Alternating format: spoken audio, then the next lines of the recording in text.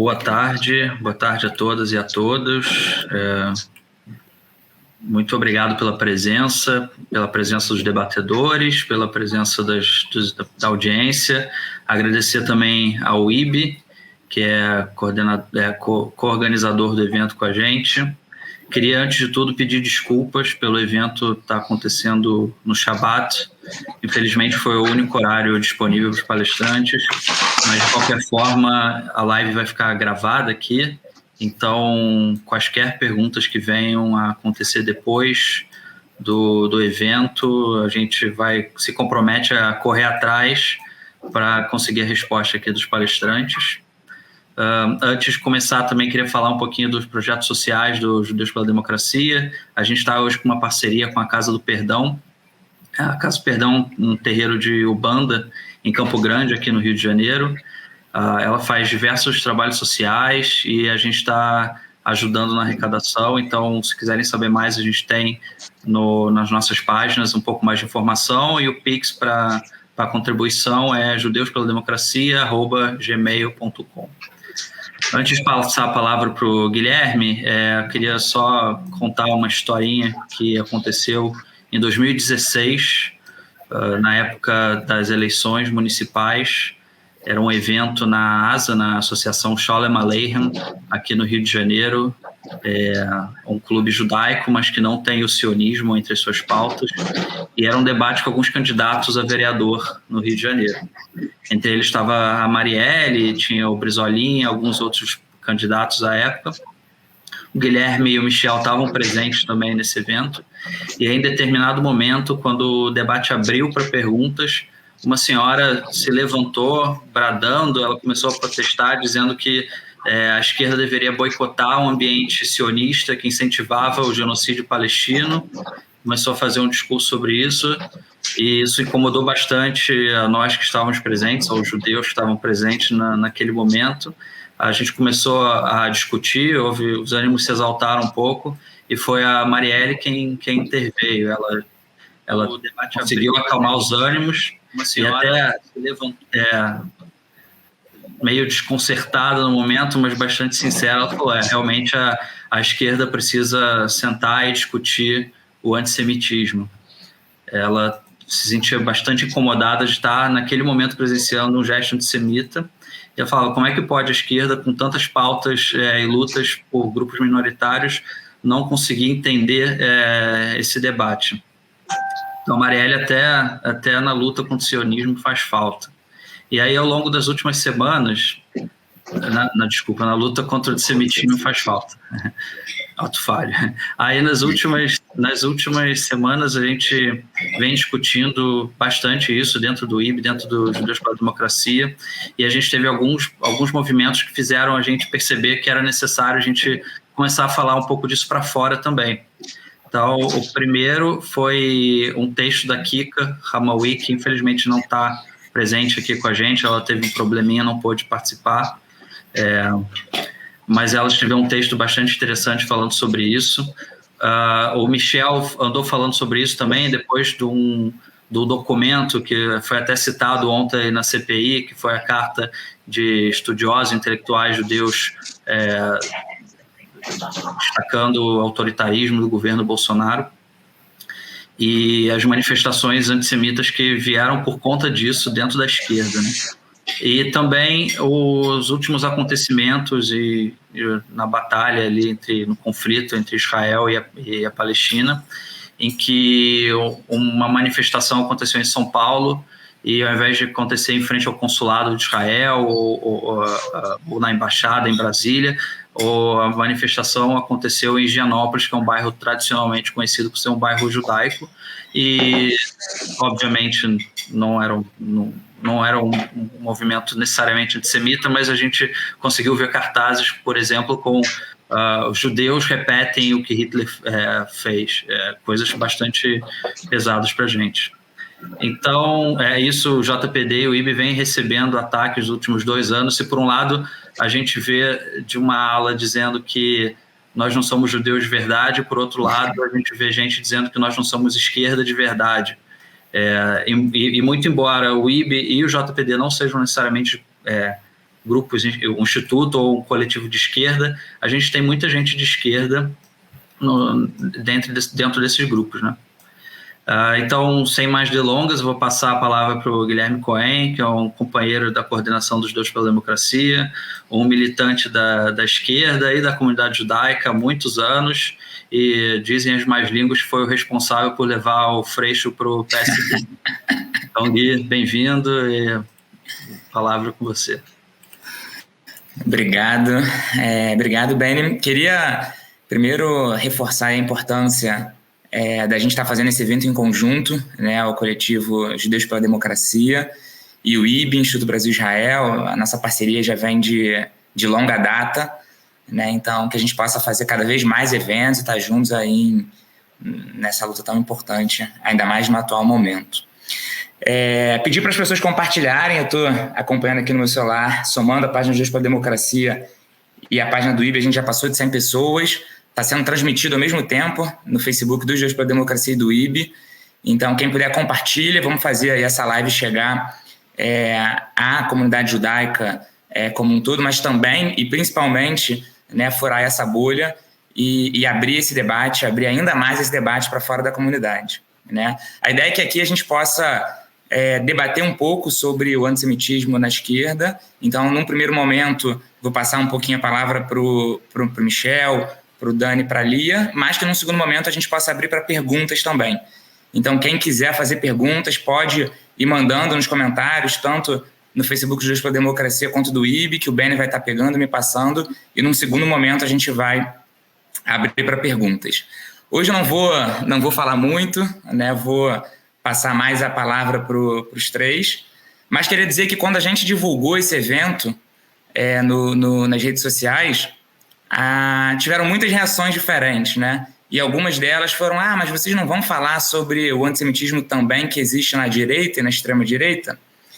E, enfim, acho importante colocar uma resposta nesse sentido, né? Eu acho que a principal resposta eu acho que quem acompanha a gente já sabe, já vê. Quem não acompanha, sugiro que acompanhe as páginas dos Judeus pela Democracia e do IB, mas o nosso combate ao antissemitismo e a qualquer forma de intolerância, da onde ela vier, né, em especial da extrema-direita nos dias de hoje, ela já vem há muito tempo, né, combatendo, enfim, por exemplo, o gesto, para citar um só, né, dos tantos, né, recentemente o gesto supremacista, né, de um dos assessores de quem hoje, infelizmente, ocupa a cadeira da presidência da República do Brasil, espero que por pouco tempo, né, a gente estava lá se posicionando, denunciando. Mas, enfim, queria também, antes de passar a palavra, lembrar de um momento ontem que trouxe muito orgulho, né, para o campo progressista da comunidade judaica, que foi o discurso da Natália, né, o Benny falou também rapidamente no início, o discurso da Natália Pasternak na CPI, né, a Natália, que é uma grande ativista, que é uma cientista, né, que derrubou, né, o negacionismo, os negacionistas ontem na CPI da pandemia. E eu grifei uma frase aqui bem curtinha para poder ler, que marcou muita gente, a gente até divulgou também aí nas redes sociais, no Twitter do coletivo, e ela falou: judeus que estão preocupados com um governo autoritário. Nós, judeus, já passamos por isso antes. E a nossa meta como judeus e como filhos e netos do Holocausto é nunca esquecer, para que governos autoritários nunca possam colocar em risco a saúde e a vida de suas populações. Essa fala da Natália repercutiu muito ontem, e eu queria também, de certa forma, agradecer aí a Natália cientista, a Natália ativista, a Natália judia, né, enfim, dentre tantas outras identidades. Mas, bem, o debate de hoje é sobre o antissemitismo na esquerda, né? Eu acho que é importante a gente olhar um pouco para dentro de casa, né, olhar um pouco, enfim, para dentro do nosso campo de atuação de militância. Enfim, falo aqui também como um judeu de esquerda que já sofreu muito antissemitismo de uma extrema-direita nojenta, né, e também de uma extrema-direita da comunidade judaica, que me chamou e nos chamou, né, de capo, de traidores, dentre outras coisas, mas que também sofreu muito antissemitismo dentro da esquerda. E a gente não pode deixar de falar sobre isso. Então, eu queria, inicialmente, passar a palavra para o Michel German, né, apresentando rapidamente, mas depois deixando ele se apresentar, professor do Departamento de Sociologia do UFRJ, diretor acadêmico do IB, Instituto Brasil-Israel, pesquisador do Centro de Estudo de Israel da Universidade Ben-Gurion. E o Michel, a gente também aí tá na luta há bastante tempo.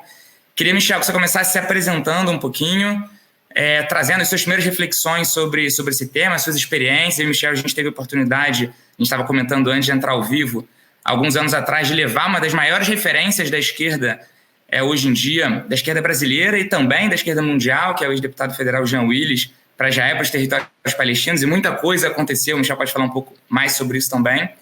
Então, Michel, a bola está contigo.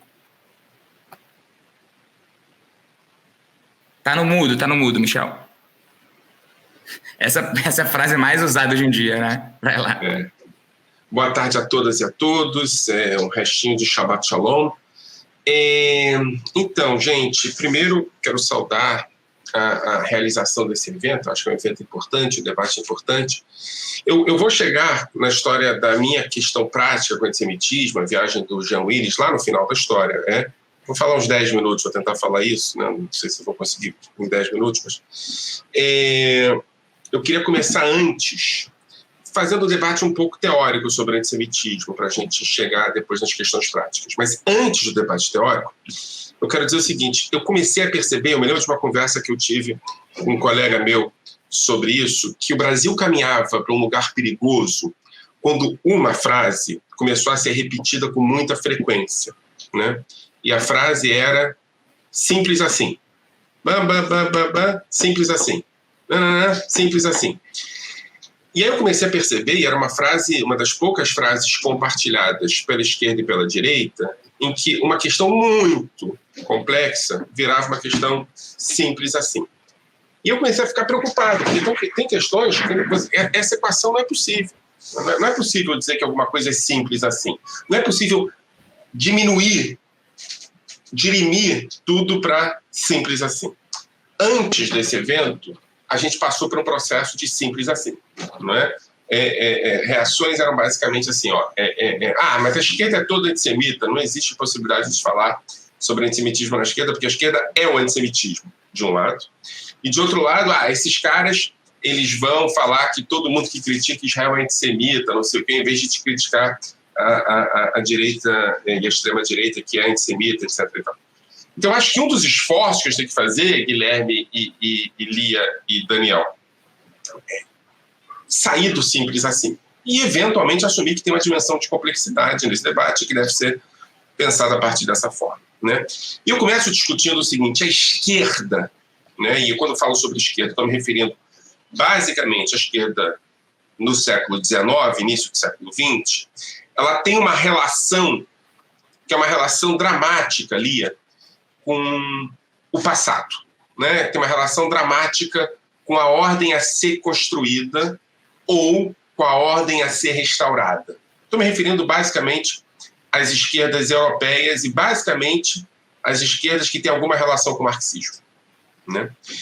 Em algum sentido, um dos elementos fundamentais para se entender a modernidade, e aí você pode entender a modernidade numa perspectiva mais alargada, desde o mercantilismo, ou numa perspectiva menos alargada, desde o século XVIII, é entender que tem uma categoria fundamental na modernidade, que é a categoria do antissemitismo, que talvez seja a categoria mais mal usada nos últimos anos. Ou seja, se fala que tudo é antissemitismo, ou que nada é antissemitismo, e se mata a categoria. Uma categoria importante de análise da modernidade.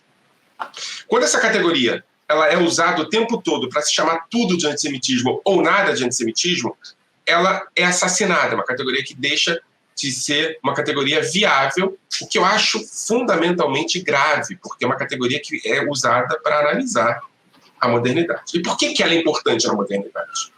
Porque o judeu começa a ser percebido, a ser visível, e aqui o debate sobre visibilidade é um debate importante, a partir do momento que ele passa a fazer parte do jogo político, passa a fazer parte do jogo social, passa a ser visto nas cidades, né?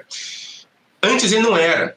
Tinha um lugar muito específico para ele, tinha um lugar muito específico para todos os grupos, tinha uma gramática política muito específica. Quando o judeu passa a ser visto, ele começa a ser perguntado: quem é você? E o judeu também começa a perguntar: quem sou eu? Né? É um debate sobre identidade do outro e da própria identidade.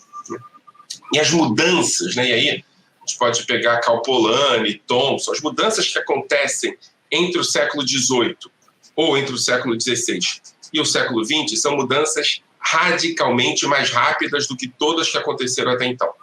Né?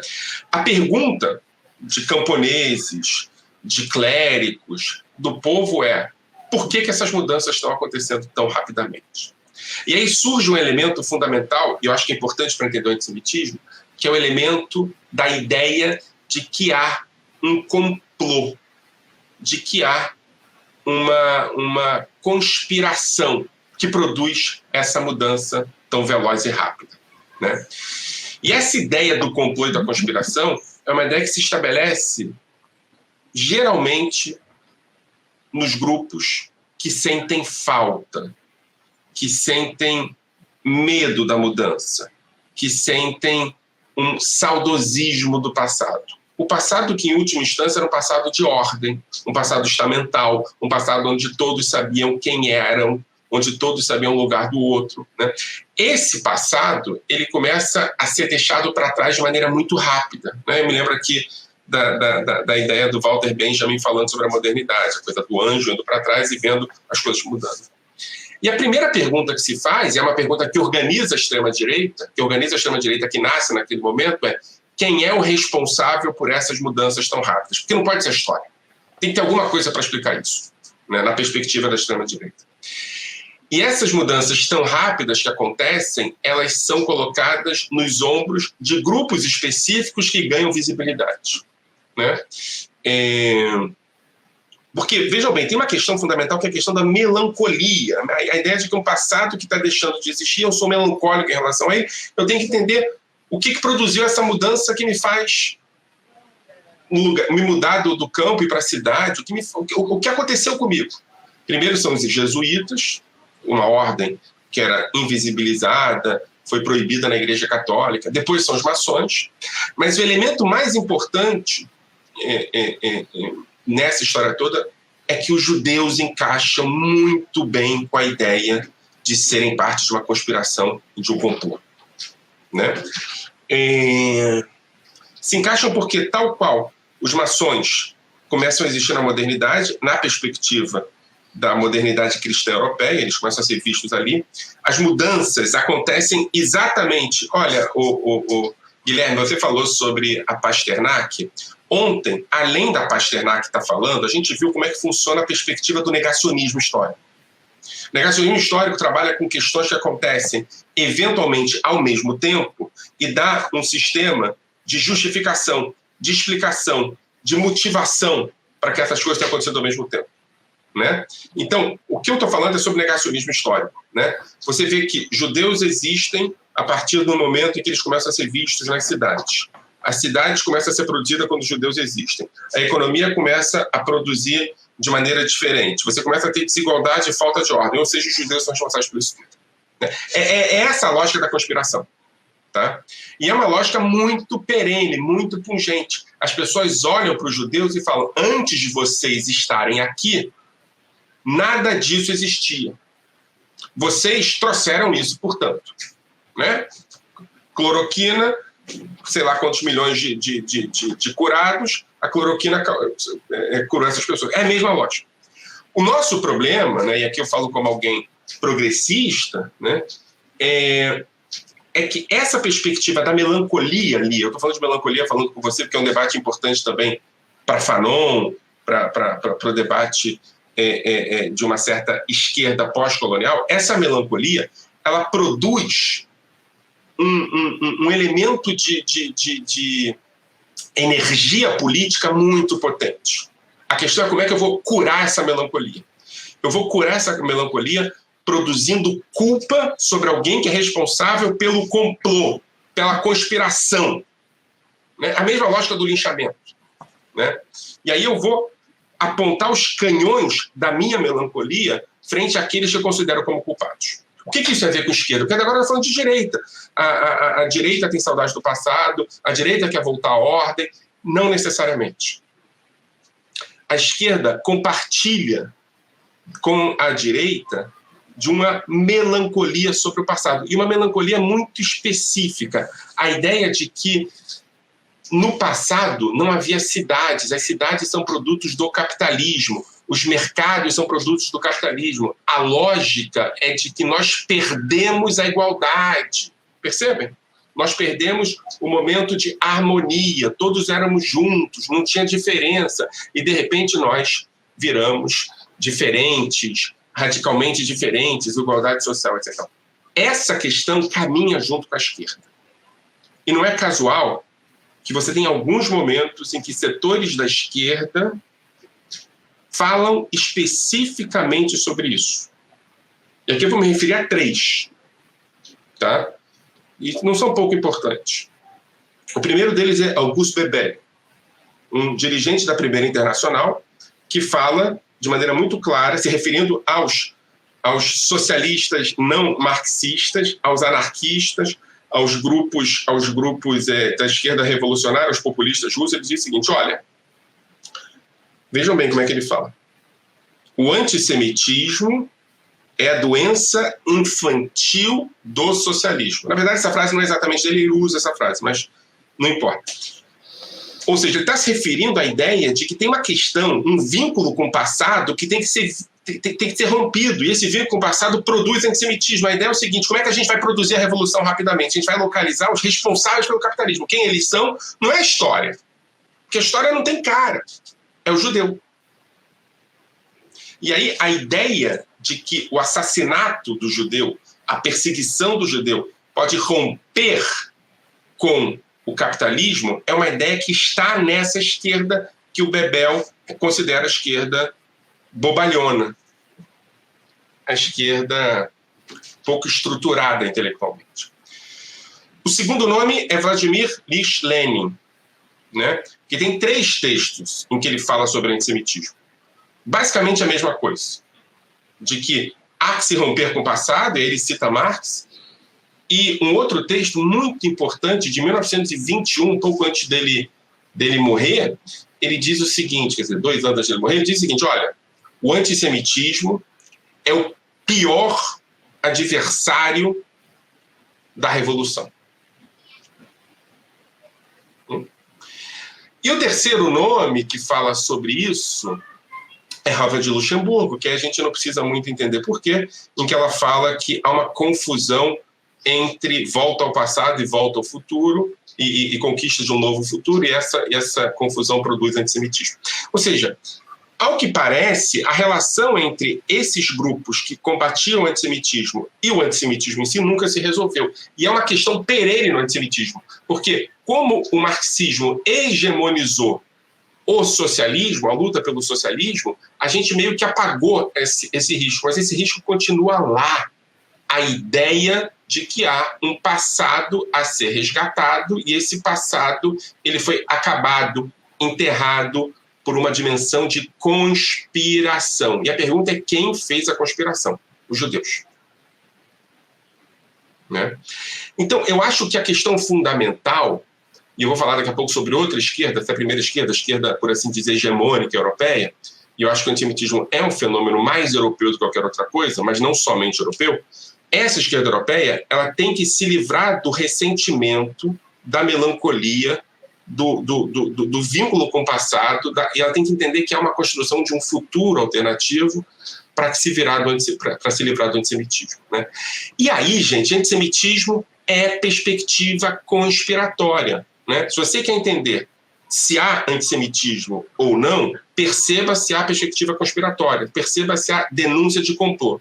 Se não há, recue. Mas se há, avance. E aqui eu vou falar rapidamente do segundo ponto, tá, Guilherme? Me controla.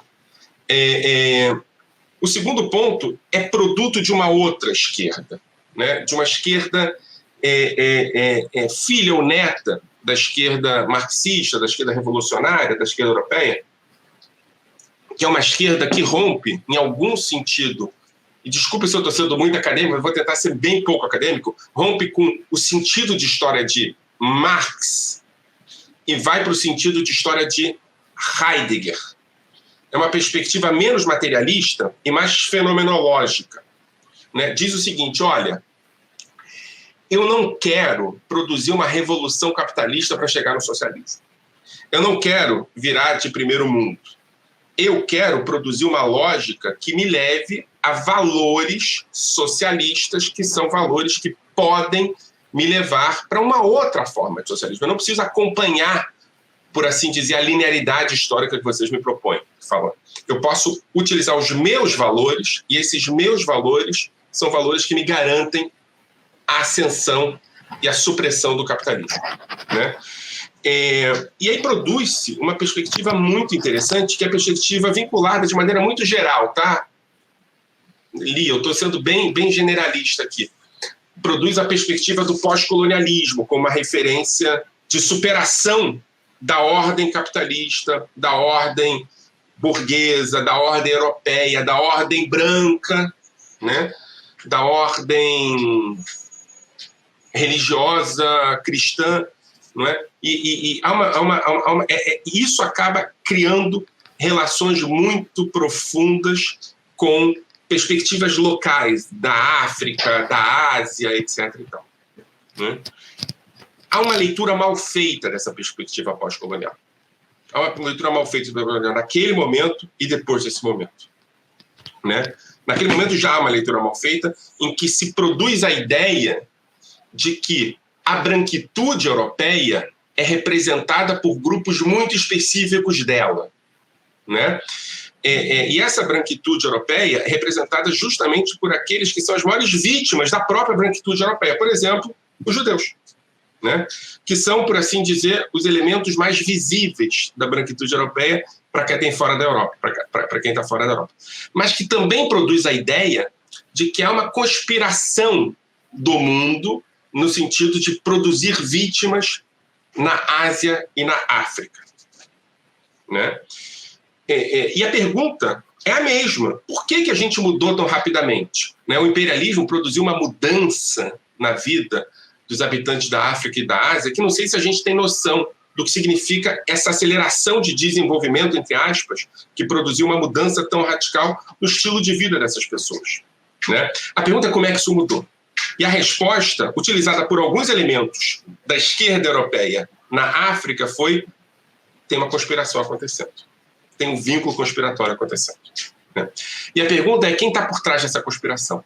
E a resposta, em alguns momentos, é a mesma: maçons, jesuítas e judeus, né?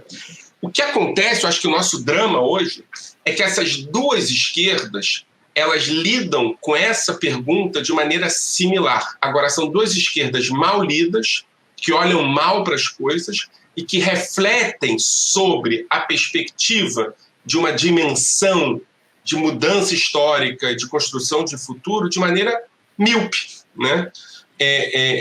Uma esquerda pós-colonial que não lê bem Fanon é capaz de entender que a violência deve ser uma violência contra os judeus e não contra os opressores, né? Por questões absolutamente simplistas de realidade. Uma direita que lê mal Said, uma esquerda que lê mal Said, pode entender que Said está se referindo, por exemplo, à declaração de Balfour como uma referência da branquitude no Oriente Médio, porque não leu bem Said. Então a culpa não é do Said, a culpa é de quem está lendo Said, né?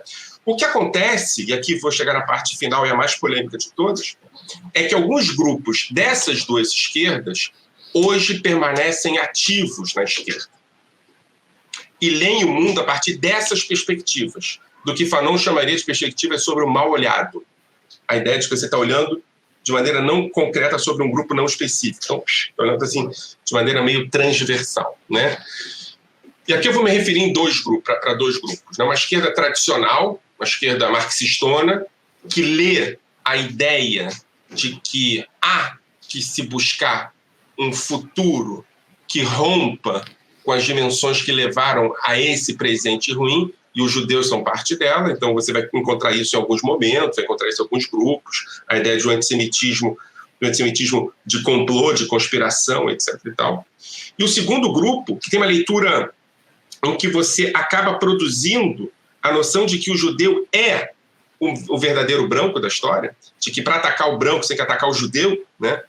De que a Europa é o resumo do judeu, de que, por exemplo, Israel, e aqui a gente entra no sionismo, é o resumo do judeu, é o resumo da Europa, né? Então, atacando Israel, você destrói todo o mundo europeu, porque Israel é um representante da Europa no Oriente Médio, não no sentido do representante imperialista, mas daquele que produziu a Europa do Oriente Médio, ou seja, tem uma conspiração judaica nessa história. Esse grupo dos pós-coloniais, né, maulidos, esse grupo de uma perspectiva, por assim dizer, vinculada a dimensões desse discurso antirracista, maulido, esses grupos têm uma leitura do mundo em que finalmente é possível localizar qual é o verdadeiro inimigo. E o verdadeiro inimigo, com algumas variáveis, ele pode acabar caindo sobre o judeu. E aqui eu vou dar um exemplo prático. Tá? BDS. O BDS é antissemita ou não? Né? Tem leituras feitas por gente do BDS que são absolutamente legítimas. Né? Eu discordo delas, mas são legítimas. A ideia, por exemplo, de que a única forma de você destruir o poderio de Israel e superar a ocupação é boicotando não só a sociedade israelense na sua produção econômica, mas também a sociedade civil, porque a sociedade civil ela é parte da estrutura que mantém o Estado.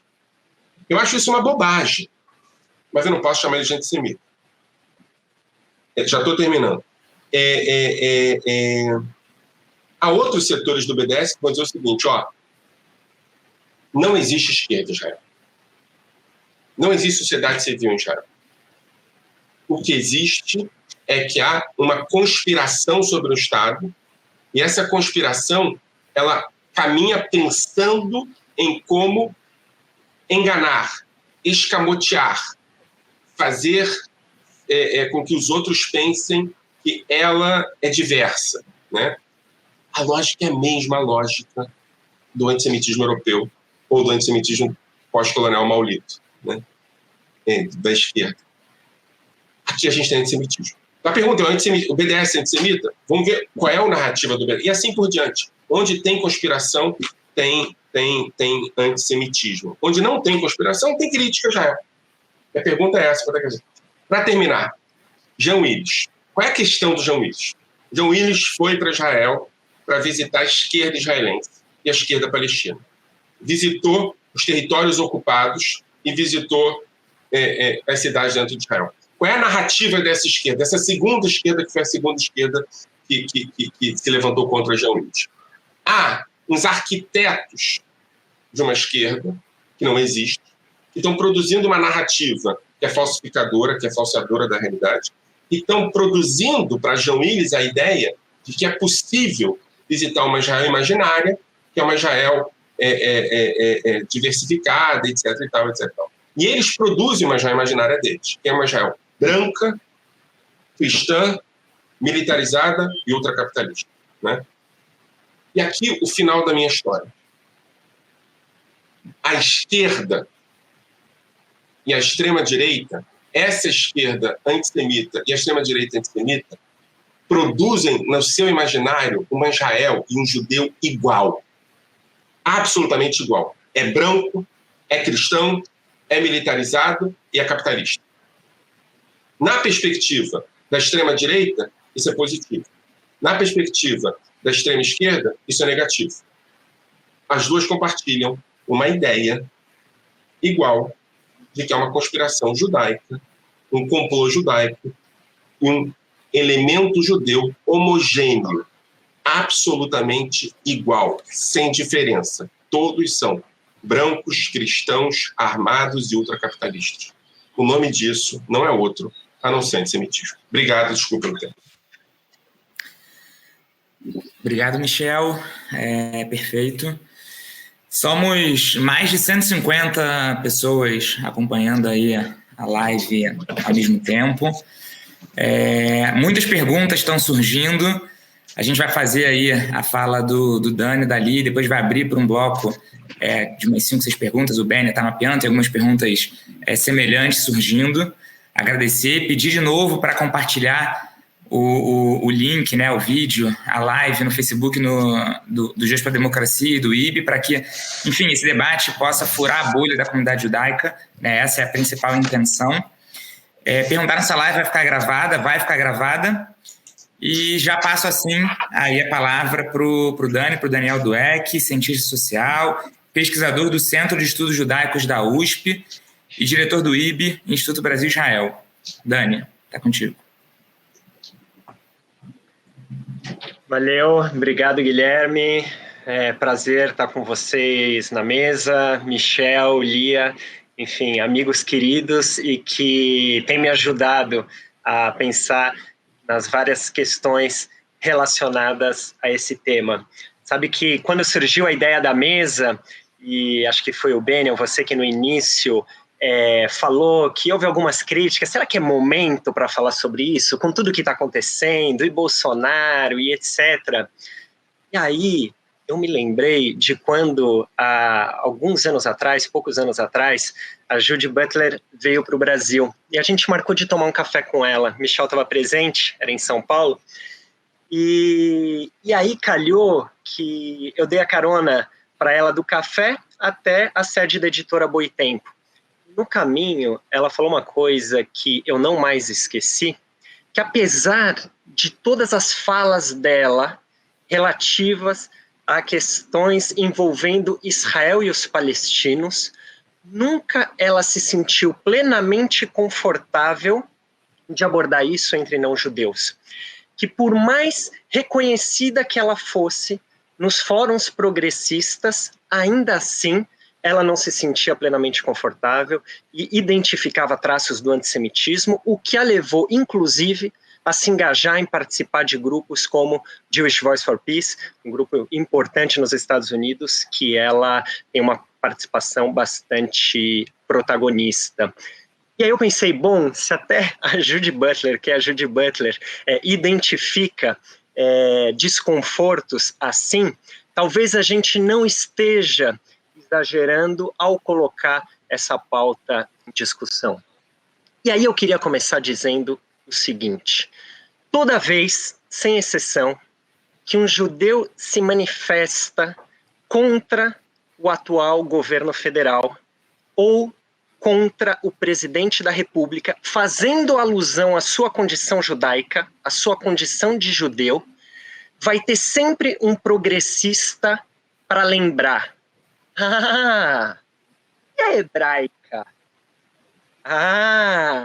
E o que vocês fazem com os palestinos? Quando é com os outros, vocês dão risada, né? Onde é que vocês estavam antes? No IB, você me apresentou como diretor do Instituto Brasil-Israel, Gui. No IB, não é raro que sempre que manifestações dessa natureza surgem nos eventos que a gente organiza, lives, falas na imprensa, que o Instituto seja chamado de Instituto Barrichello, como se tivesse chegado atrasado demais, criticando o presidente ao governo federal no momento em que todo mundo já faz isso. E foi assim que aconteceu, e acho que isso incentivou um pouco a organização desse nosso evento, quando aproximadamente aí 250 intelectuais, pensadores da comunidade judaica publicaram uma carta dizendo que o Bolsonaro tinha inclinações fascistas e nazistas. E assim foi também quando a cientista Natália Pasternak, ontem, no depoimento à CPI da pandemia, disse que nossa meta, como judeus, aqui estou citando ela, como filhos e netos do Holocausto, é nunca esquecer, para que governos autoritários nunca possam colocar em risco a saúde e a vida de suas populações. O que eu quero dizer é o seguinte: não importa. Não importa que pouco antes do segundo turno, Fernando Haddad tenha sido recebido com festa pela comunidade judaica na Associação Sholem Aleichem, no Rio de Janeiro. Não importa que judeus tenham estado presentes e tenham falado ao público no ato da virada do Fernando Haddad no Tuca, Teatro da PUC, em São Paulo. Não importa que antes do primeiro turno, o Marcelo Freixo e o Fernando Haddad tenham defendido as suas candidaturas na Casa do Povo, em São Paulo. Não importa que a comunidade judaica tenha marcado presença nas manifestações do Elinão e tenha sido considerada por alguns repórteres que estavam cobrindo o evento como um dos grupos mais ruidosos. Não importa que após pressão dos sócios, a palestra do Bolsonaro foi vetada no Clube A Hebraica de São Paulo. Não importa que dezenas, centenas de judeus tenham protestado em frente à Hebraica do Rio de Janeiro durante a palestra do Bolsonaro, o que é importante lembrar, configurou a maior manifestação anti-Bolsonaro até aquele momento. Não importa que lideranças da comunidade judaica tenham repudiado de imediato as falas do Bolsonaro no Clube Hebraica. Não importa que depois de ter vetado o Bolsonaro na Hebraica de São Paulo, o clube tenha recebido ativistas do movimento negro, como, por exemplo, Douglas Belchior e a Érica Malunguinho, para palestras, esses sim, bem recebidos e recebidos com pompa. Não importa que o racha na comunidade judaica tenha chegado também ao empresariado.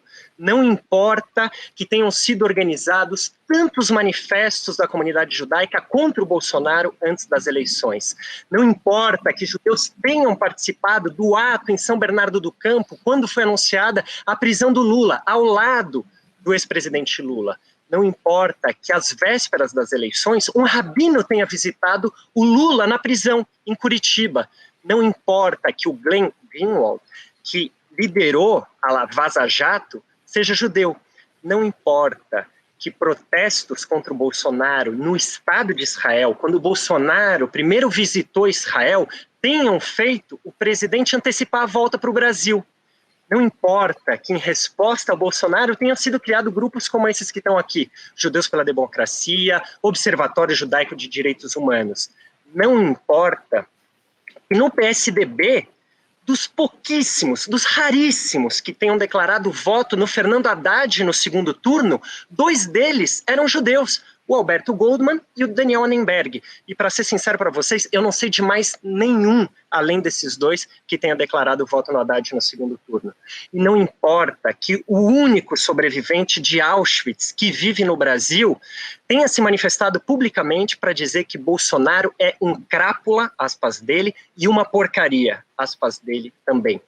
Ao que parece, ter judeus do mesmo lado é um incômodo tão grande que sempre que um judeu progressista se manifesta abraçando a mesma causa, vai haver quem o lembre, entre um progressista, um falso progressista, de que esse judeu talvez não seja tão progressista assim, que talvez ele tenha rido na hebraica, que talvez ele não tenha se manifestado com a devida contundência, que talvez ele seja responsável por aquilo que foi dito no palco.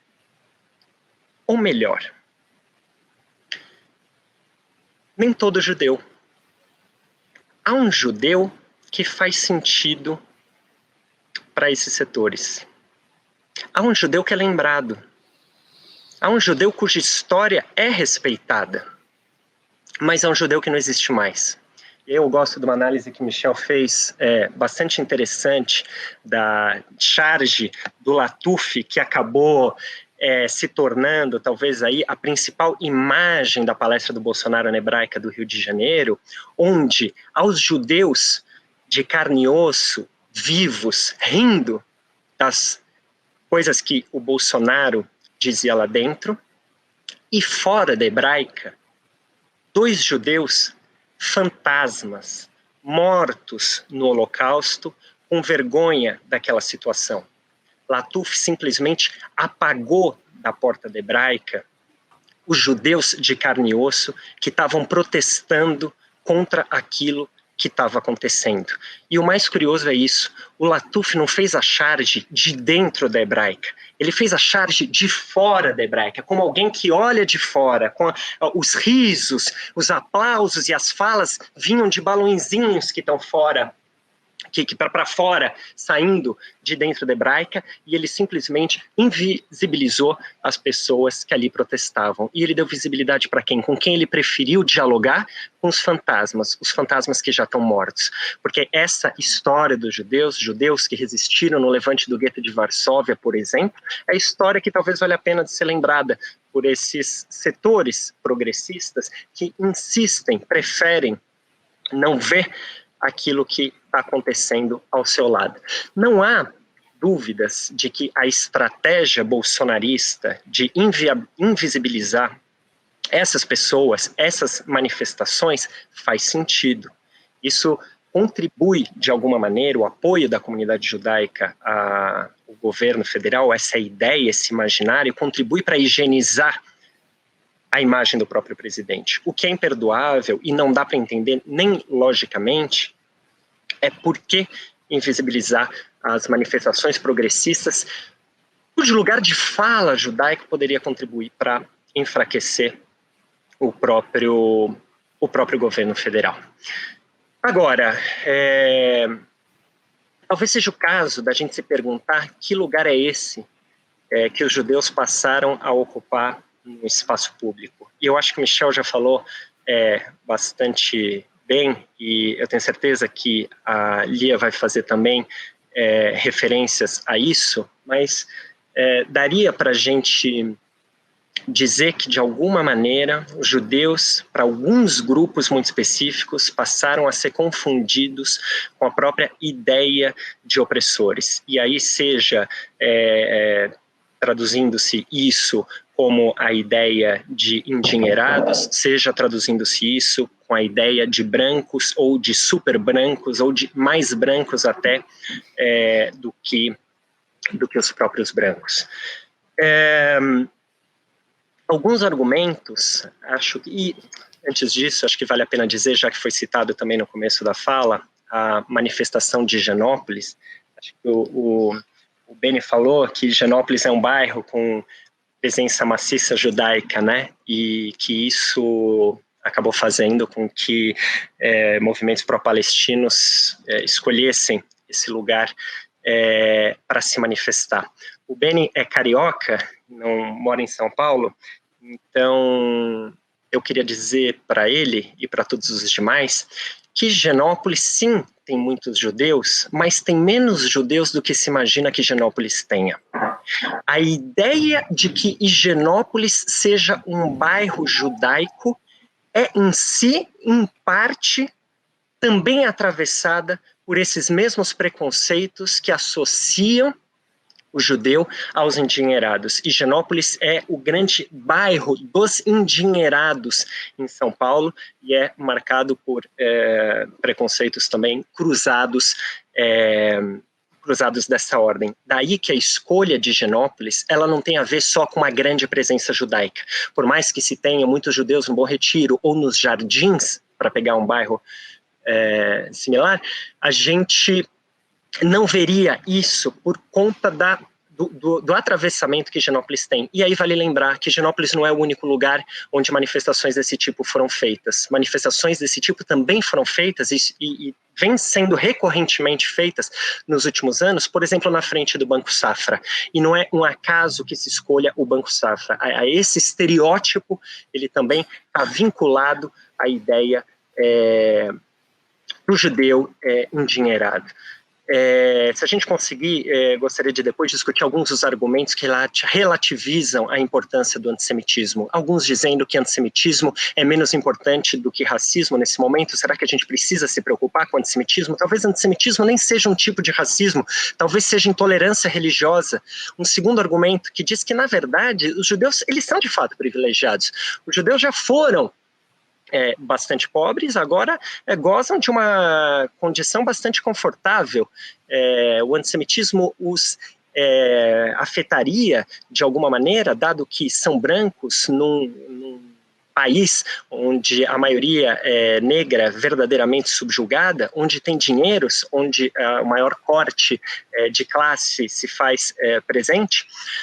E um terceiro argumento dirá até que talvez esses estereótipos associados à branquitude, ao dinheiro, à riqueza, não é nem exatamente negativo. Afinal de contas, ser rico não é bom ganhar dinheiro, a gente não valoriza na nossa sociedade aqueles que têm dinheiro, então talvez esse estereótipo mais beneficie os judeus do que traga algum tipo de risco. E um quarto argumento, não vai dar tempo de falar dos 3 primeiros, talvez me focar nele, que os judeus, ao contrário, por exemplo, dos negros, das mulheres, podem se esconder.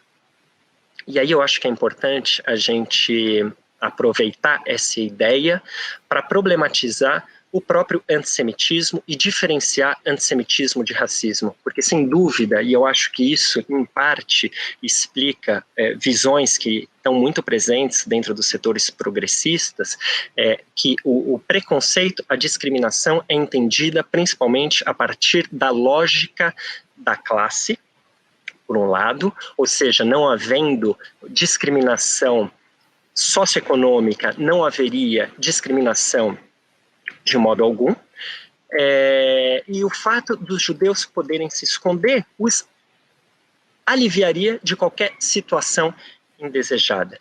Quando, na verdade, acho que a gente pode dizer que a ideia, essa dualidade de ser visível e invisível ao mesmo tempo, é uma das raízes mais importantes do antissemitismo e que tornam o antissemitismo específico em relação, inclusive, a outros tipos de preconceito. Daí, e aí com isso eu já quero encerrar, que eu estou vendo que meu tempo está estourado, daí que a gente tem situações que eu acho absolutamente trágicas, mas ao mesmo tempo absolutamente promissoras, em que a gente poderia trabalhar, principalmente grupos como o Instituto Brasil Israel, Judeus pela Democracia, Observatório Judaico de Direitos Humanos e tantos outros, que é o seguinte, talvez muitos de vocês tenham visto uma das figuras mais importantes do Brasil hoje e que eu nutro uma profunda admiração, é o nosso querido Ailton Krenak. E talvez alguns de vocês tenham visto o vídeo no qual Ailton Krenak, ao falar de coisas belíssimas como do feitio dele, faz referência, num determinado momento, ao fato que hoje o Brasil está ocupado por gente, por pessoas que se parecem conosco, que até falam a mesma língua do que a gente. Mas se a gente prestar bem atenção, a gente vai ver que eles não são como nós. Inclusive, eles têm se enrolado em bandeiras dos Estados Unidos, em bandeiras do Estado de Israel, e eles são de uma outra espécie. É claro que ele não está falando aí dos judeus de modo nenhum, e acho que é importante que a gente não faça essa confusão. Mas quando eu ouço essa frase, ecoa dentro de mim um idioma que eu conheço. Um idioma que eu conheço, que eu reconheço, uma gramática que me é familiar, que eu já ouvi outras vezes e pior, que eu já ouvi na boca, acho que dos nossos maiores inimigos hoje, a começar por aquele que ocupa o cargo de presidente da República. Ele vai falar de outras pessoas, ele vai falar dos esquerdistas, ele vai falar dos homossexuais, ele vai falar dos refugiados, falou isso inclusive no próprio clube A Hebraica. Mas é uma gramática que a gente precisa saber reconhecer. A gente precisa saber reconhecer, inclusive dentro dos setores progressistas, os quais a gente integra para a gente poder, inclusive, derrotar o bolsonarismo. Não é uma surpresa, ou pelo menos não deveria nos surpreender, que a direita e a extrema-direita se vinculem a essas ideias, e talvez por isso a gente se mostre menos estupefado diante de manifestações como essa, com as quais a gente já se acostumou. Com a esquerda isso não pode ter lugar, e entender o antissemitismo pode ser uma ferramenta poderosíssima para a gente derrotar o próprio bolsonarismo. É isso que eu queria dizer. Obrigado a todo mundo. Obrigado, Dweck, sensacional. Sua fala me representou em diversas perspectivas. Enfim, somos mais de 170 pessoas assistindo online, muitas perguntas surgindo. Vamos para a fala da Lia agora. Quem quiser, eu vi que surgiram algumas perguntas específicas para um dos 3 debatedores. Quem quiser, nessa fala da Lia também, fica à vontade para fazer perguntas gerais ou perguntas específicas para um dos 3. E passo a palavra para a Lia, doutora em Psicologia Social pela USP, professora do Departamento de Psicologia da Universidade Federal de Santa Catarina, uma ativista antirracista. Lia, a fala é sua. Bom, obrigado, boa noite. Eu agradeço também pelo convite aos Judeus pela Democracia, e que têm sido muito parceiros nessa luta contra o autoritarismo e o genocídio no nosso país hoje em dia. Bom, muito do que eu falei, que eu ia falar, Michel e Daniel já falaram. Vi algumas colocações aqui no chat dizendo que não há, né, antissemitismo na esquerda, mesmo a gente comentando. Então eu queria primeiro começar falando de alguns pontos, e aí eu vou falar, né, de quem estuda relações raciais, de alguns pontos que se assemelham ao processo que é chamado de processo de racialização ou de categorização que se acometem a todas as minorias. O que são esses processos? Primeiramente, é que cada indivíduo desse grupo sempre representa o grupo como um todo. Ou seja, a gente não ouve, né, alguém falar o banqueiro católico, né? Mas o banqueiro judeu é nomeado mesmo que os judeus sejam donos de, sei lá, 4% dos bancos do mundo, ou muito menos, e que todos os outros sejam cristãos. Não é nomeado, né, o banqueiro cristão. Então, todos os grupos minoritários, eles são aqueles que o hífen vem junto e que todos são convidados a responder por esse grupo, onde a individualidade desaparece porque o grupo vem antes do indivíduo. E o grupo vindo antes do indivíduo, as características do indivíduo, elas são colocadas como ao pertencer a esse grupo, teria uma continuidade moral, uma continuidade da personalidade do sujeito, estética desse grupo, intelectual desse grupo, mas principalmente moral.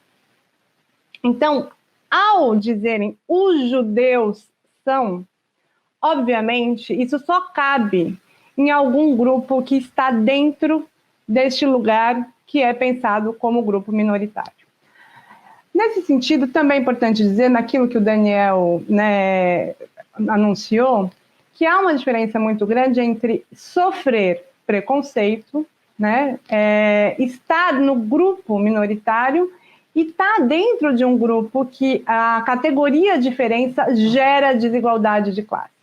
Obviamente, nós estamos aí em um país em que a categoria diferença, raça, anti-negro e anti-indígena, gera uma desigualdade no acesso à saúde, à educação, à possibilidade de direitos, o que não acontece, né, com o grupo de judeus. Então, há um duplo lugar em que os judeus se sentem e realmente estão nessa sociedade.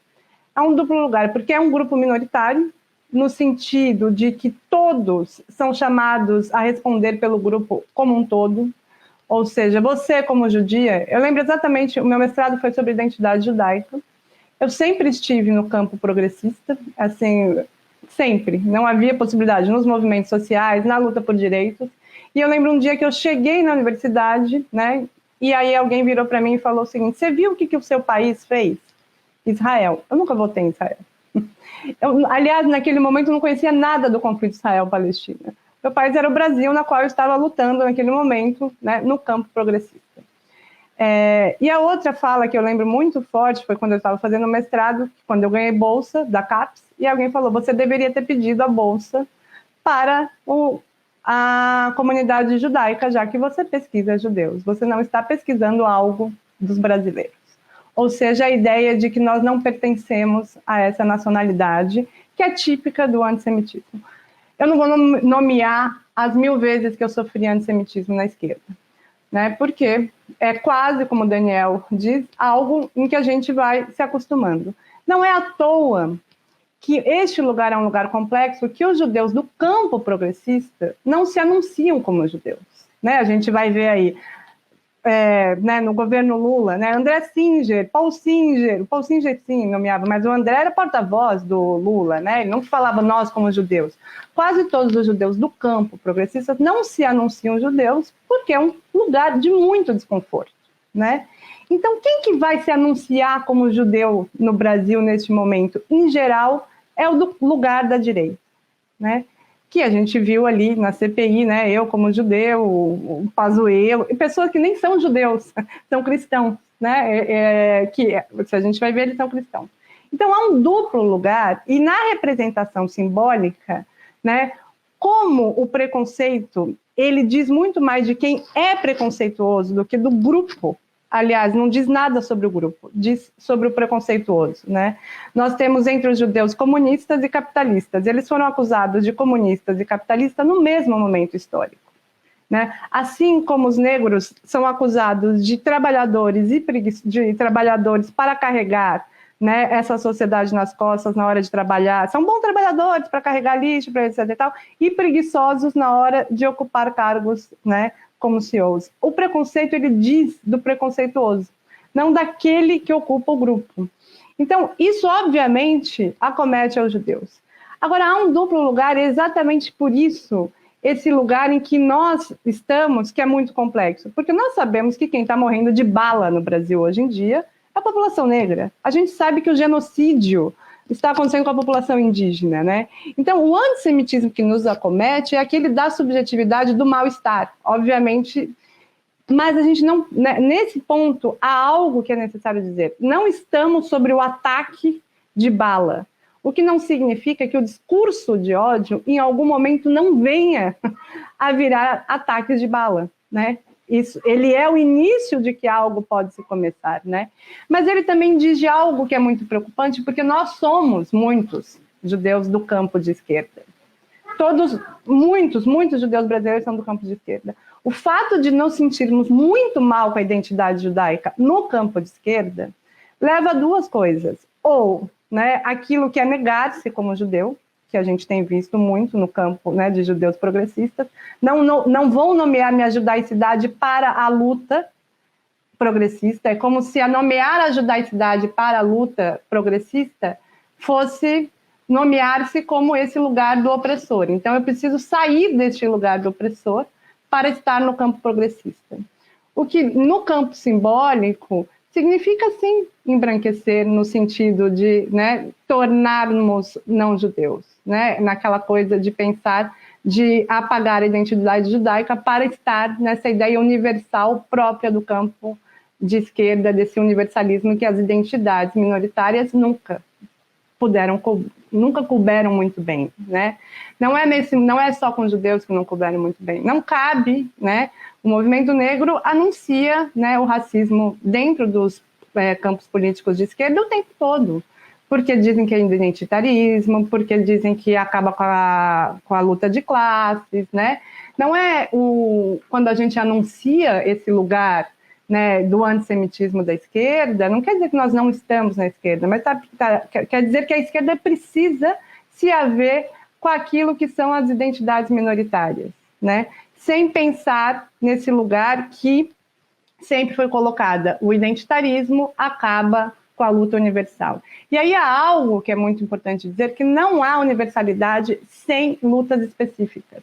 Todas as lutas específicas visam a universidade. A gente não consegue chegar a direitos iguais, por exemplo, para negros e indígenas, sem a gente ter lutas específicas para essas pessoas, porque todas as lutas que pensam só a universalidade, elas apenas colaboram com o hegemônico. Elas contribuem para o hegemônico continuar sendo os primeiros a acessarem os direitos. Por isso que as lutas identitárias aparecem no campo de direitos, não para dividir, né? Para chegar a uma universalidade.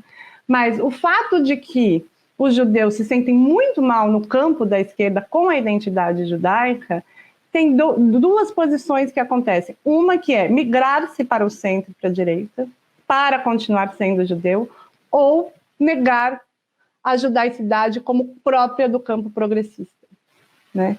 E não é à toa que a Judith Butler diz que ela se sente mal, né? Nós não estamos falando de lugares que são paranoicos, né? Nós estamos de falar de lugar de experiência.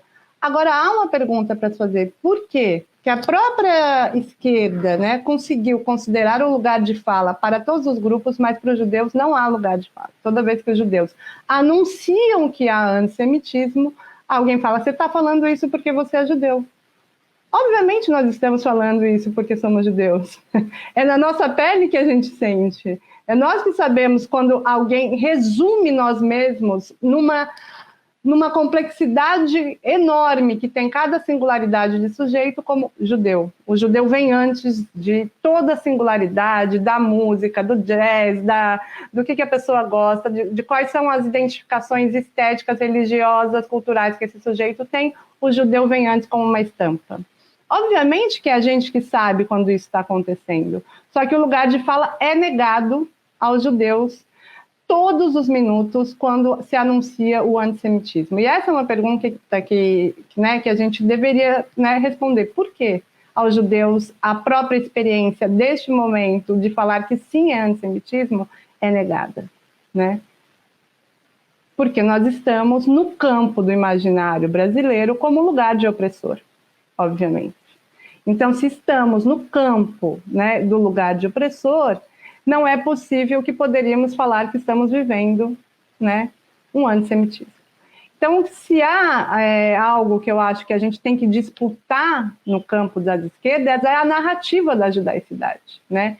E sim, foi um ganho ontem a Natália Pasternak dizer, assim como eu estou na luta antirracista, né, e quem me conhece no país inteiro, né, os livros que eu publico, é no campo antirracista, eu anuncio a identidade judaica. É uma narrativa que temos que fazer no campo progressista, porque senão, no campo da direita, as pessoas anunciam a judaicidade. E os judeus têm vergonha de se anunciar no campo progressista, porque nós mesmos nos assimilamos como os opressores.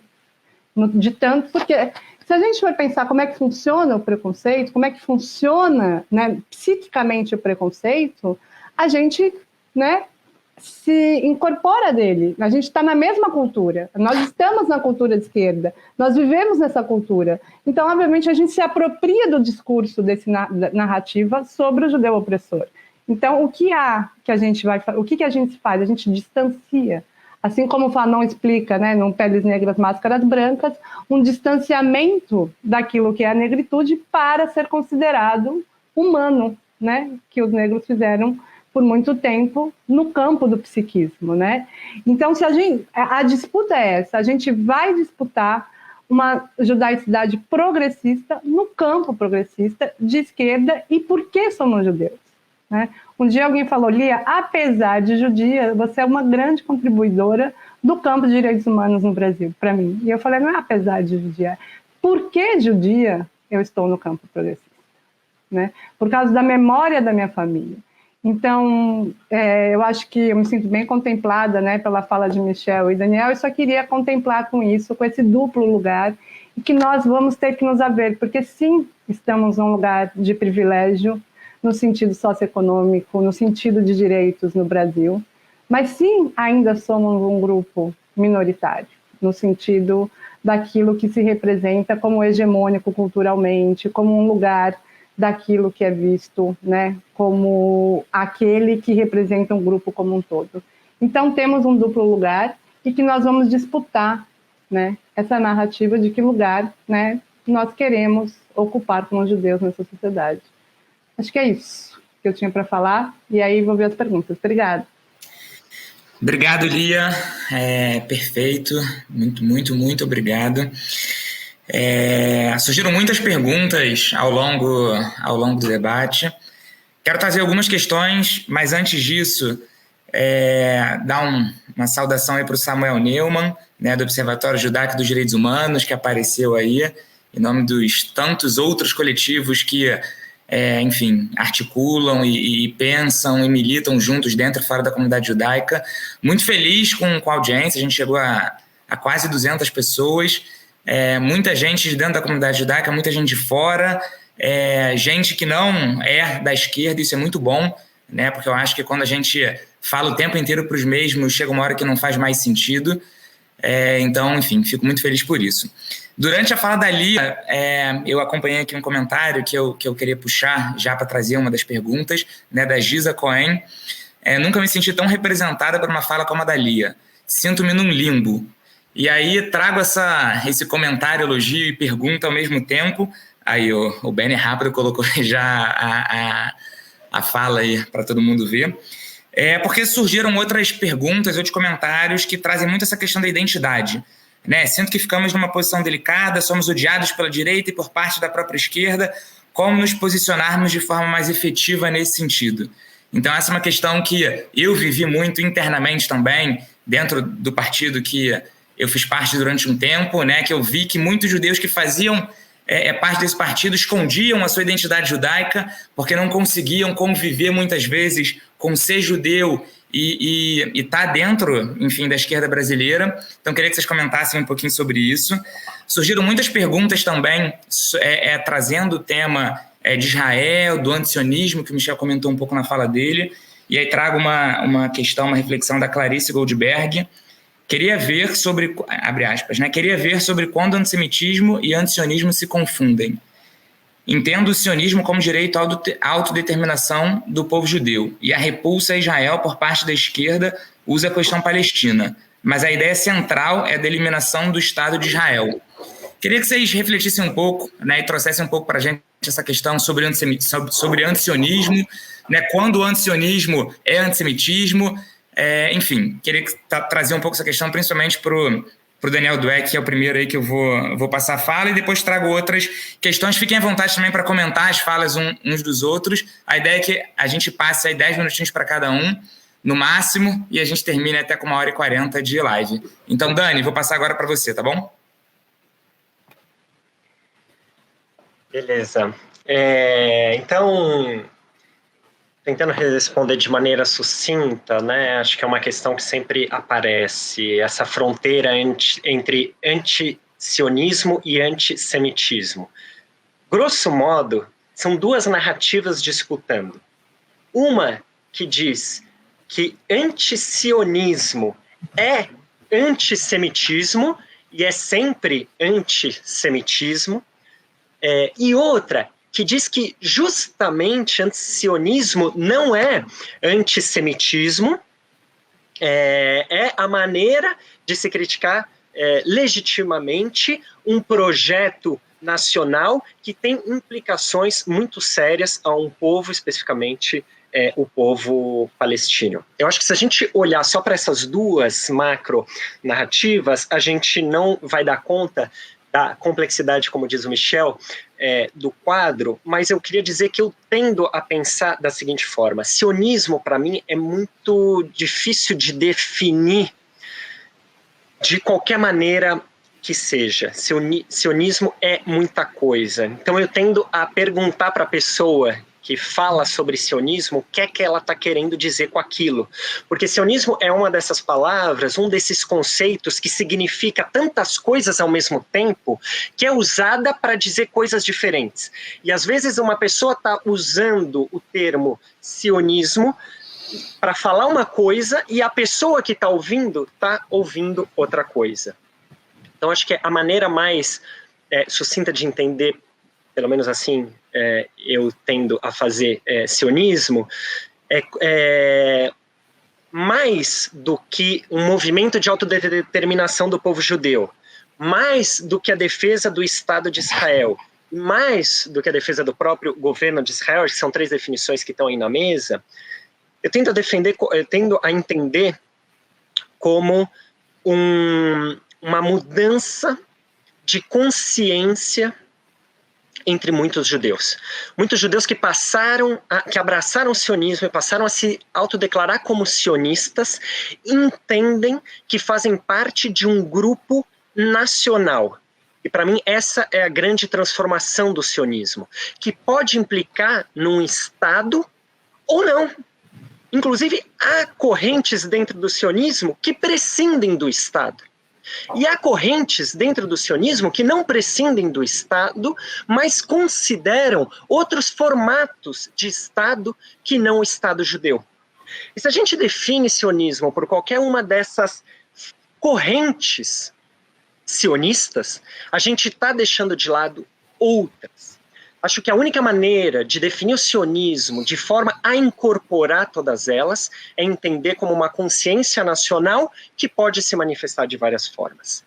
E se sionismo é isso, como eu estou defendendo, consciência de pertencer a um povo, nação, eu acho que na maior parte das vezes, ou eu diria até todas as vezes, em que o antisionismo vem de não-judeus, ele tende, sim, a ser antissemitismo, na medida que nega ao outro o direito de imaginar ser quem quer que seja.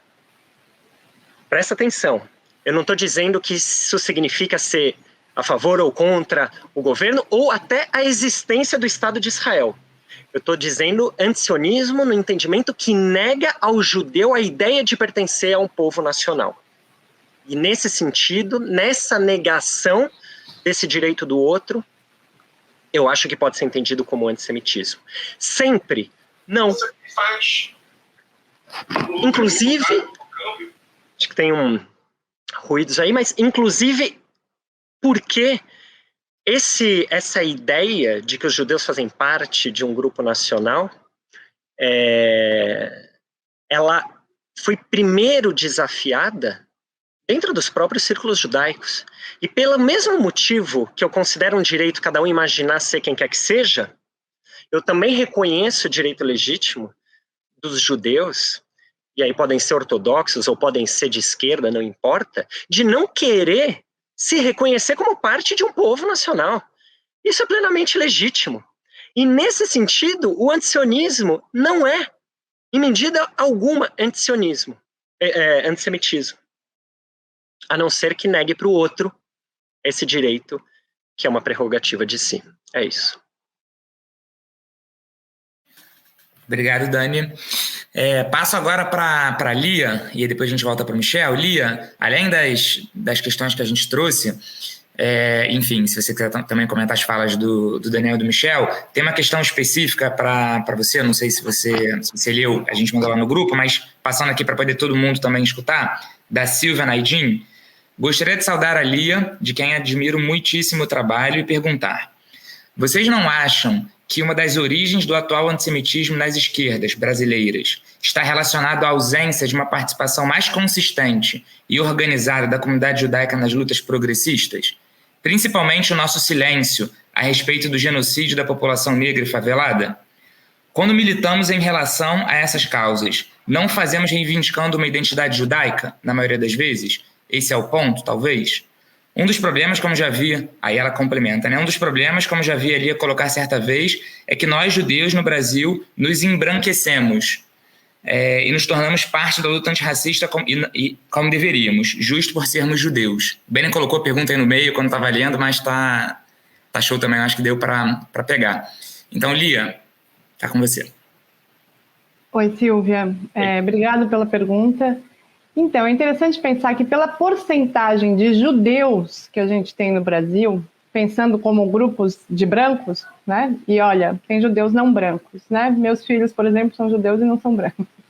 Mas, assim, há muitos outros judeus não brancos. Mas pensando que nós somos, né, a grande maioria brancos, e pensando no grupo, né, de judeus brancos, a porcentagem de judeus que se engajaram na luta antirracista, aposto que é muito maior do que as de outros grupos étnicos brancos. Se a gente for pensar aí na história, né, da luta antirracista no Brasil, a gente vai ter Carlos Rasenbaug, em 1979, Desigualdades Raciais no Brasil, um dos livros mais importantes para pensar, né?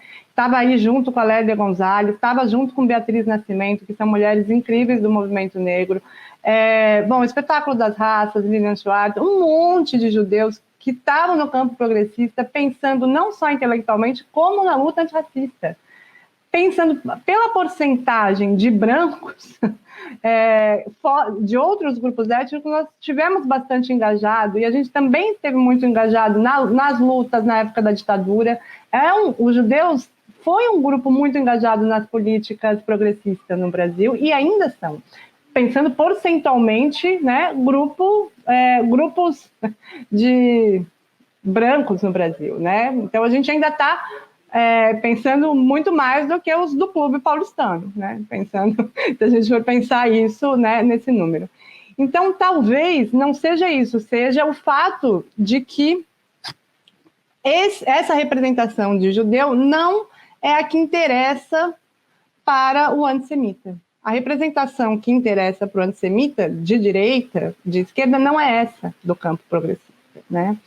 Então, a mesma pessoa que lê Marx, Rosa Luxemburgo, e está com o livro de judeus na mão, judeus antigos, mortos e vivos, né, é aquela que também está, ao mesmo tempo, falando os judeus são donos da mídia mundial. Há algo complexo nisso, né? Da gente pensar que eles estão com o livro de judeus na mão, lendo essas pessoas, mas é de complexo se a gente não entender como é que funciona o preconceito. Todo preconceito não é só contra os judeus, funciona da mesma forma. Eu coloco todos naquele grupo que me interessa e quando a pessoa não corresponde à ideia do grupo, ao invés de eu mudar a ideia do grupo, eu faço uma mágica e retiro essa pessoa do grupo. Mas, Lia, que judia diferente você é? Diferente do quê? A pergunta é, o Daniel é um judeu muito diferente. Diferente do quê? É o mesmo do negro de alma branca, né?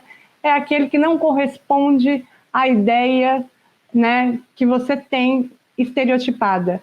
Agora, o mais importante de pensar sobre o preconceito, e aí o meu livro, Famílias Interraciais, Tensões entre Cor e Amor, é esse livro aqui, é sobre famílias interraciais, de brancos com negros. As pessoas eram brancas casadas com pessoas negras. E elas conseguiam manter o estereótipo contra o negro. É uma mágica que o preconceito faz. É o seguinte, o meu filho não é negro. O meu marido é um negro diferente, por isso que eu amo ele. E os estereótipos continuam todos lá, ou negando a própria negritude da próprio filho, filha. Você até tem essa cor, mas que não venha com negritude. Você até pode ser judeu, mas sem judaicidade, né? Então, eu acho que não falta poucos judeus no campo progressista e que também muitos anunciaram que eram judeus na história brasileira, né? A esposa do Marighella. Enfim, a gente tem muitos judeus no campo progressista. O que falta é que, né, as pessoas consigam imaginar que caibam no imaginário delas, mas não cabe. Imaginário preconceituoso não faz que a pessoa real desmonte o imaginário, né? Então, eu acredito que não é culpa nossa que não nos anunciamos como judeus. É muito mais do preconceituoso, daquele que não quer nos ver como judeus nessa luta, né? Obrigado pela pergunta. Obrigado, Lia. Brilhante, brilhante sua fala mais uma vez. Queria passar para o Michel agora, enfim, comentar também um pouco sobre... mais pessoas perguntando, chegaram depois, se a live vai ficar gravada, fiquem tranquilos. Queria que o Michel comentasse um pouco também sobre a questão do antisionismo, que a gente estava falando no início, mas que entrasse também um pouco, Michel, além das outras perguntas que você quiser comentar, que surgiram também, né, questionamentos. Guilherme, só um comentário. A gente está vendo alguns comentários bastante antissemitas aqui, né? No Família Interracial, por que então Israel nega-se a casamento entre palestino com uma judia ou de uma judia com um palestino? Bom, porque eu falei de casamentos interraciais no Brasil. Olha como funciona o antissemitismo. Eu falei de casamento interracial no Brasil. Eu sou uma brasileira que estou na luta antirracista aqui. Ele acaba de nos acusar, nós aqui, sobre como que funciona o casamento entre palestinos e judeus em Israel. Bom, deveria ser palestinos e israelenses, né? Isso é antissemitismo clássico. Isso é antissemitismo clássico. E agora, aí, a gente está vendo aqui, né? A gente está vendo anunciar aqui, né? A pessoa entra, porque não cabe no imaginário deles judeus de esquerda falando sobre antissemitismo. E está aqui comentando no nosso post. Perfeito. a gente não precisa dizer, né, que acontece lá fora, acontece aqui, provavelmente, né? Lia, nesse sentido tem mais um aqui, que é: se tá ruim para você aqui, cai fora, uai. Como se nós não fôssemos brasileiros também. Cai fora para onde? Que passaporte que eu tenho?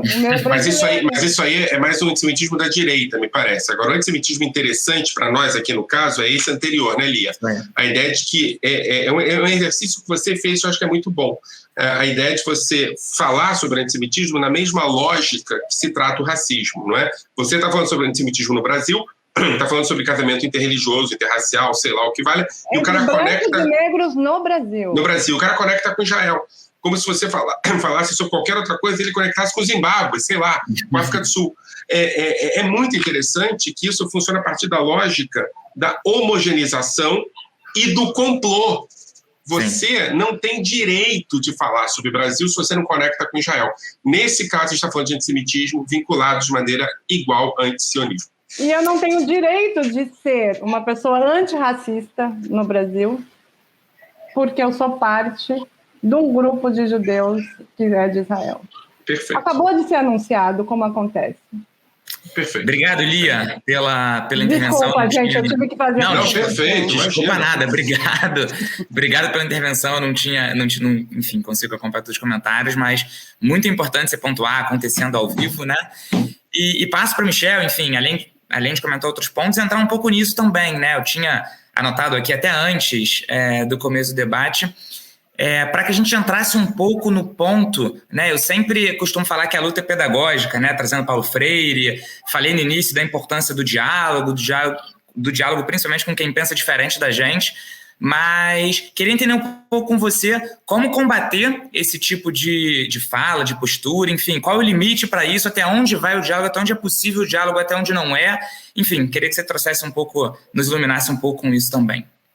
Então, eu queria antes fazer 2 comentários, né? O primeiro comentário sobre uma fala do Daniel Dweck, que eu acho que tem que virar nossa referência daqui para frente, né? Daniel Dweck fez a seguinte conexão, falando sobre Krenak, falando sobre a perspectiva de que atuar combatendo o antissemitismo na esquerda significa fortalecer a luta contra o bolsonarismo, a ideia de que você, ao invés de utilizar aqueles que estão apontando para Bolsonaro, chamando-o, né, Lia fez isso publicamente, eu fiz isso publicamente, chamando de nazista, você questiona quem são essas pessoas, não é? Assim, isso é muito interessante, inclusive é contraproducente, né? A Lia fala assim, olha, esse cara é nazista. E aí o cara fala, onde é que você estava na hebraica? Né? É claro que a Lia tem resposta para onde é que ela estava na hebraica. Mas isso não importa. O que importa é que quando você atua desqualificando alguém que é judia e está chamando o Bolsonaro de nazista, você está fortalecendo o Bolsonaro. E aí, nesse campo, essa esquerda antissemita, que pergunta para a Lia qual é a história dela quando ela fala sobre interracial, por que ela não está falando sobre Israel e palestinos, esse cara está conectando com o Bolsonaro. Ou seja, é importante aqui a fala do Daniel, eu até anotei aqui, lutar contra o antissemitismo na esquerda é lutar contra o Bolsonaro. Eu acho que se eu pudesse propor um slogan para a gente, como é que se fala isso, um mote para a gente a partir de agora, nesse tema, eu acho que esse é o mote para a gente. Também porque não adianta a gente falar sobre o antissemitismo na esquerda sem entender o que isso significa em relação a Bolsonaro. Eu acho que isso é muito importante. O segundo ponto, eu acho que o que a Lia fez agora foi um exercício de intelectual orgânico mesmo. Você não está falando, etc. Pá! Né? E olha, eu acho que vem por aí. Aí eu vou responder um pouco a sua pergunta e depois eu queria um pouco falar sobre essa história de ser cristão e ser judeu, né? Porque vieram muitas perguntas. Que história é essa de ser cristão para a esquerda antissemita? Eu acho, Lia, que tem algumas questões no que você, enfim, trouxe agora. Na habilidade que você teve de ler um comentário antissemita e na pergunta do Guilherme sobre o que fazer com esses comentários, né?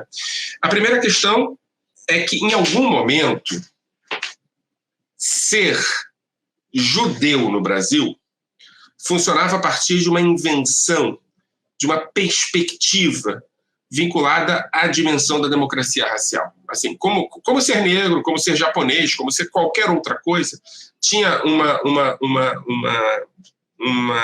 gramática hegemônica que acabava produzindo uma espécie de identidade soft, sabe? Aquela coisa assim, olha, E quem queria assumir uma identidade hard era considerado radical. A ideia de que ser negro antes de qualquer outra coisa significava no Brasil você jogar pela difusão da disputa e não da cordialidade, não da harmonia, etc.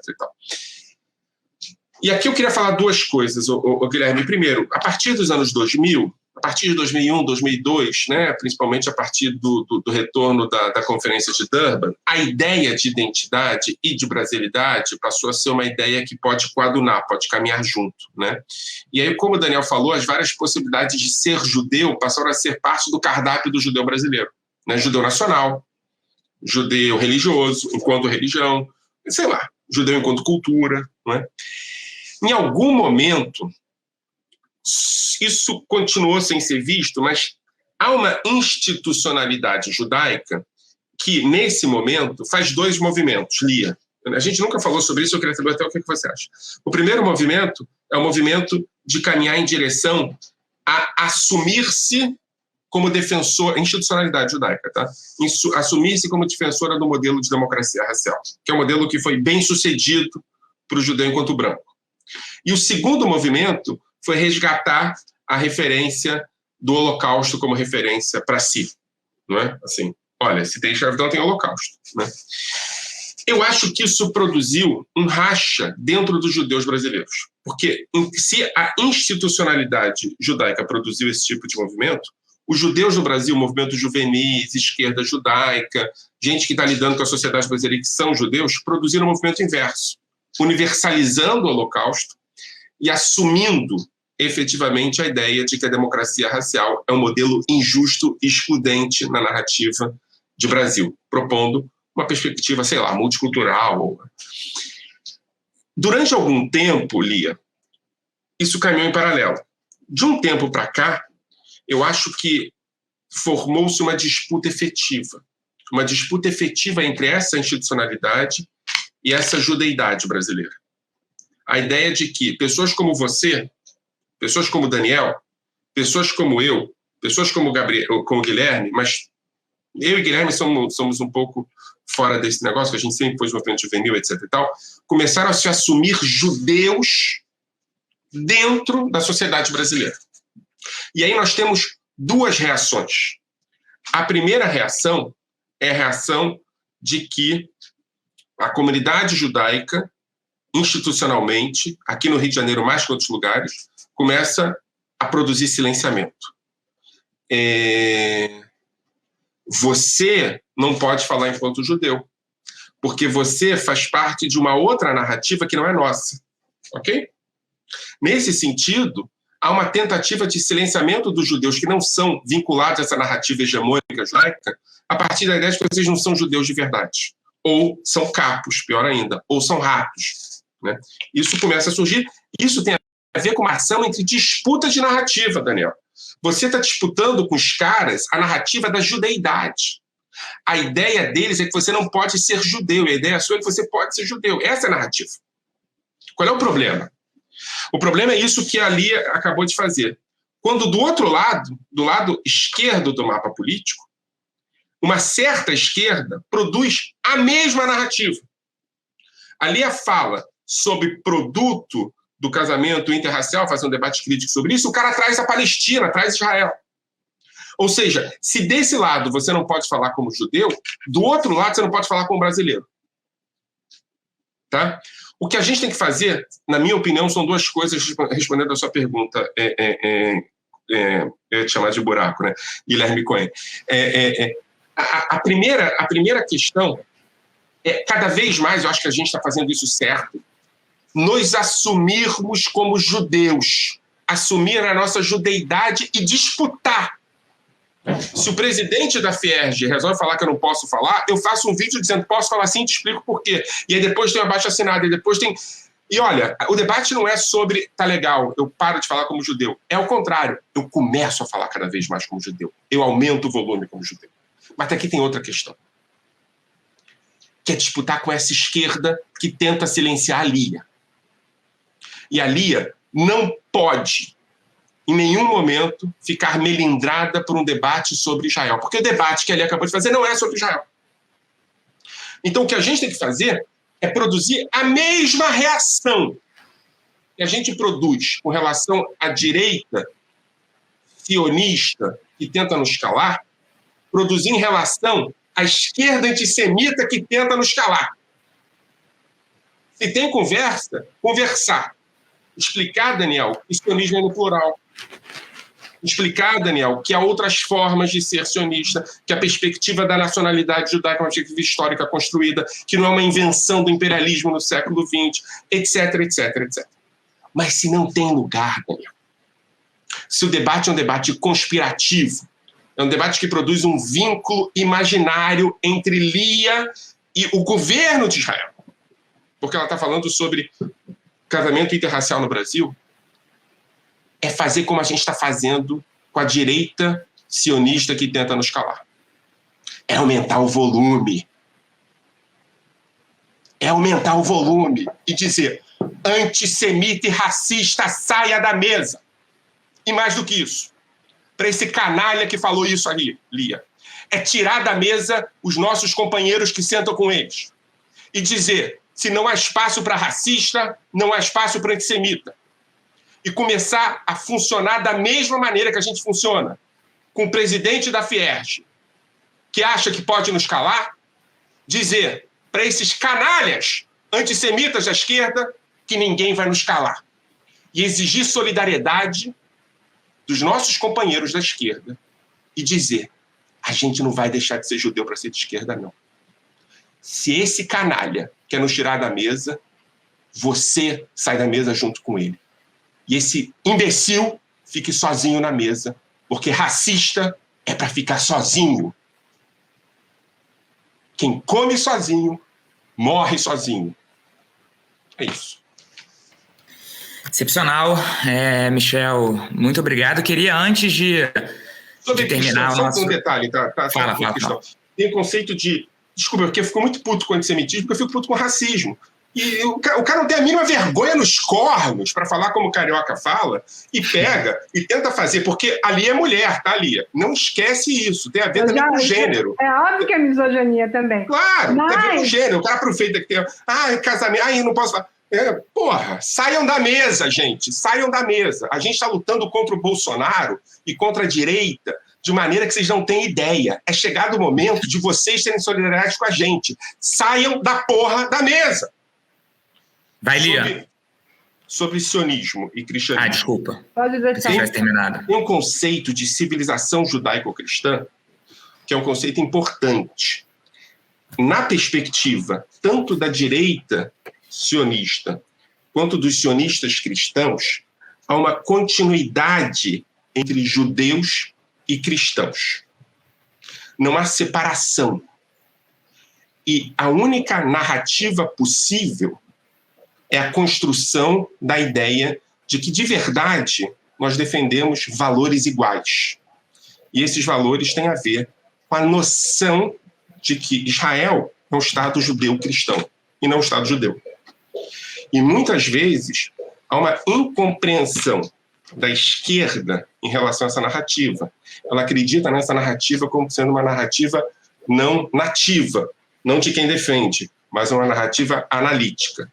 Um dos elementos, aí voltando ao que você está falando, Guilherme, importantes, é dar a entender para essas pessoas que a narrativa nativa, no Weingarten da vida, não necessariamente é uma narrativa analítica. O que o Weingarten fala é uma dimensão ideológica.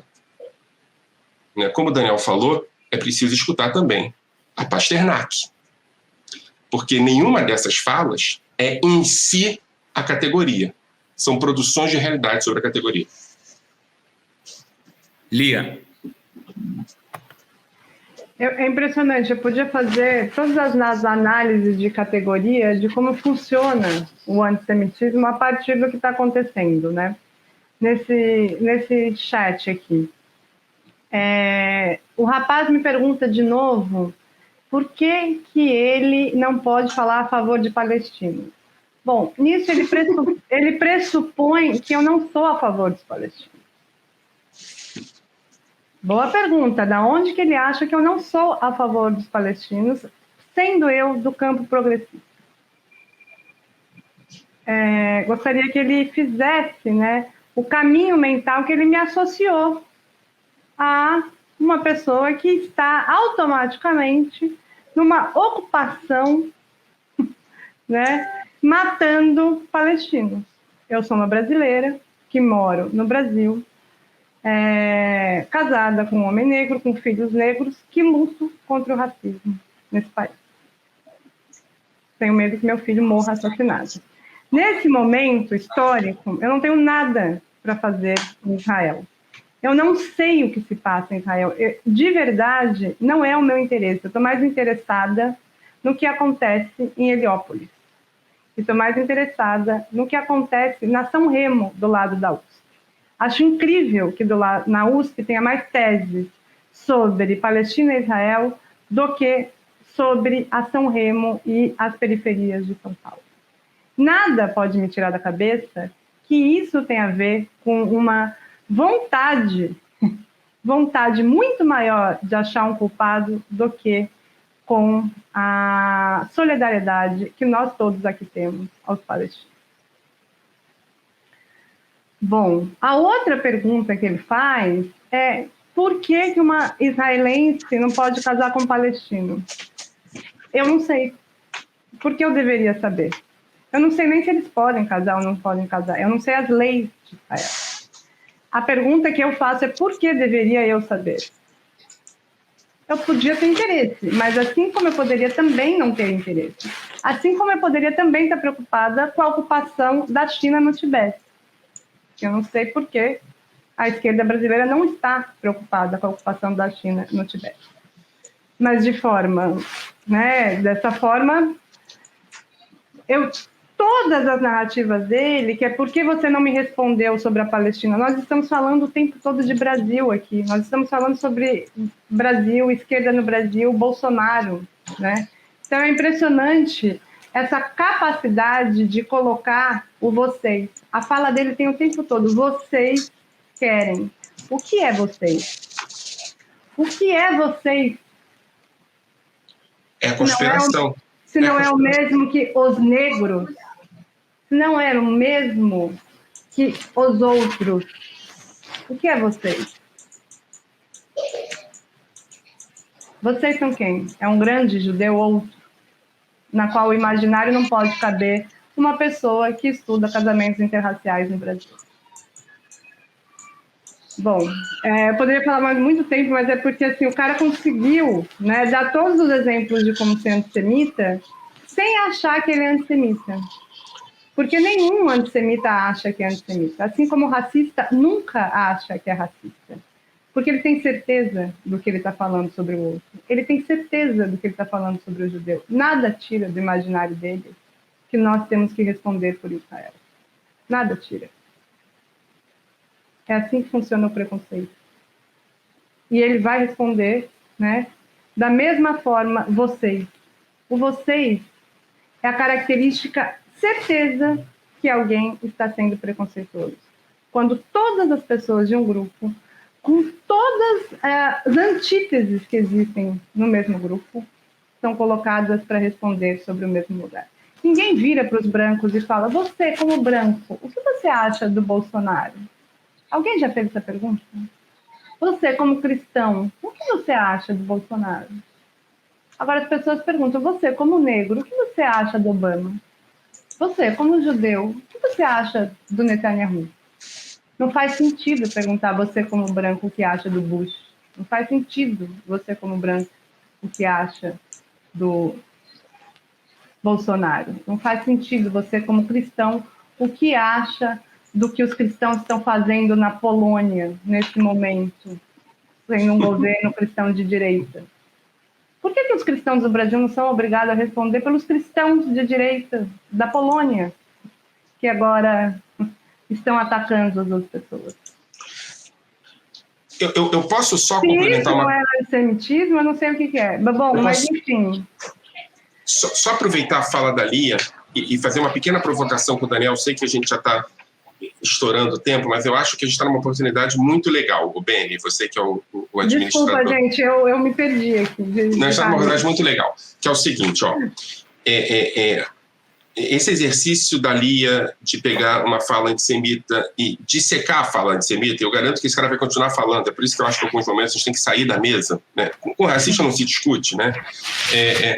O Daniel propôs uma espécie de definição mais cultural de antissemitismo. A ideia de que há a possibilidade do cara definir o que você, como judeu, pode...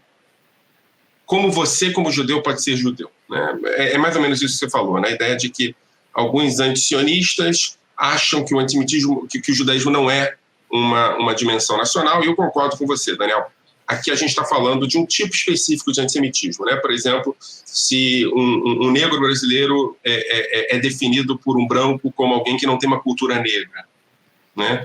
Sei lá, se um nipodescendente é definido por alguém brasileiro como se não tem uma cultura, ou se a cultura japonesa do imigrante é específica. Então, estão definindo por você que você não é um judeu nacional, porque não existe nacionalidade judaica.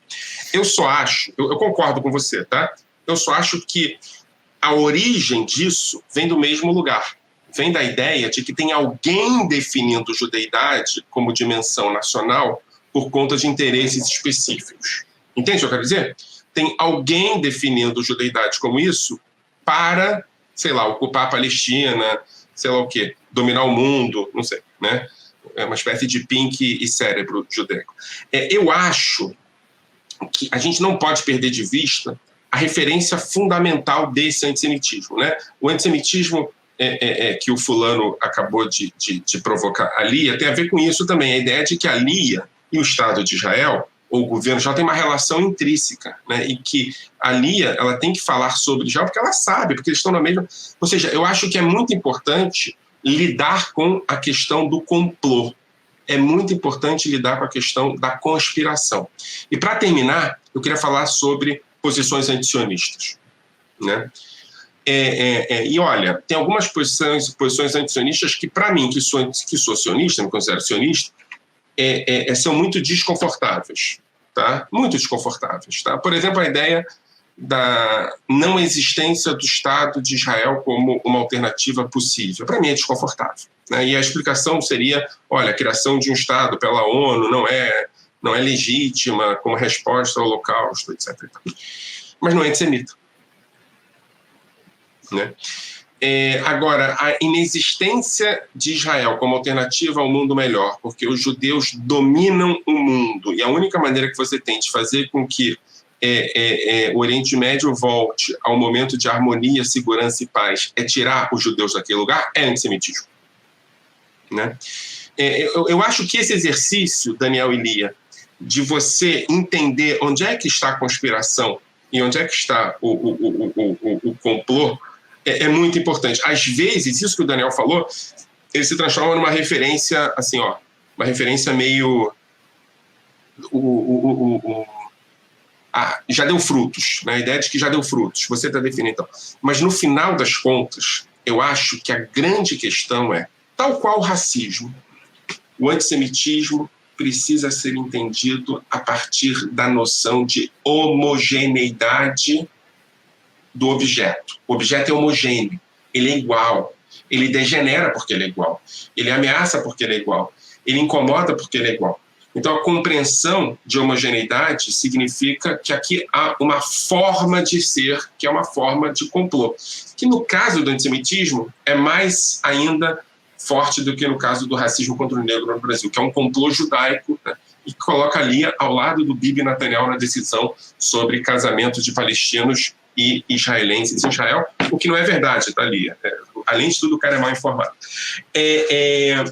Eu não sei como funciona o casamento. Então, sim, mas os judeus não podem casar nem com os judeus não religiosos. Exatamente, então, a questão é outra, a questão não é racial, a questão é religiosa. E inclusive, o futuro governo de Israel que vai tomar posse amanhã, uma das grandes batalhas dele é essa. Mas o que importa não é o fato, o que importa é que ele coloca você lado a lado com Bibi Netanyahu, ou pior, com o rabino-chefe de Jerusalém. Lia e ele, rabino-chefe de Jerusalém, estão decidindo se pode ou não pode casar. Isso tem a ver com a compreensão da homogeneia, do complô, da conspiração. Isso que a gente tem que atacar. Conspiração. Isso a gente tem que atacar. E tem elementos no antisionismo profundamente conspirativos. E aí não tem outro nome, é antissemita. O problema é que a gente está disputando essa palavra com a direita sionista, que também usa antissemita para definir, inclusive, quem critica a ocupação dos territórios. Então, acho que o momento é a gente resgatar a categoria de antissemitismo com a categoria legítima. É fundamental fazer isso o mais rápido possível. Tá? E a última coisa que eu queria falar. Nada tem a ver com a vítima. Nada tem a ver com a vítima. Nenhum racismo, nenhum preconceito, nenhuma discriminação tem a ver com a vítima. Pergunte àquele que infringe o racismo, aquele que coloca o preconceito, aquele que produz o antissemitismo. Porque no momento que você começa a se explicar, e aí eu tenho muita pena, Daniel, muita pena, de alguns colegas seus que juram que vão explicar que nem todo judeu é sionista. Que, olha, dá para você entender que eu não sou igual ao Daniel, porque o Daniel gosta de Israel e eu não. E aí vira o pet, o bichinho de estimação do antissemita. Eu fico imaginando onde é que isso está no movimento negro, Lia. E eu vou dizer, está no Sérgio Camargo. É no mesmo lugar. Ou seja, o menino fofo, que se fantasia de judeu do bem para ser aceito, ele é fundamental na lógica do antissemitismo. Ele é fundamental, porque ele justifica que a necessidade de resposta está na vítima. Olha, eu sei que os judeus não são legais, mas eu sou dos legais. Então, acho que não haveria antissemitismo e não haveria racismo se a gente invertesse completamente a lógica. A lógica de justificar antissemitismo, de provar, é com o vitimário e não com a vítima. Né? Um Sérgio Camargo, é Sérgio Camargo o nome daquele cara da Fundação Palmares, né? Sim. É uma tragédia para o movimento negro. Né? O Holiday, Fernando Holiday, é uma tragédia para o movimento negro. Né?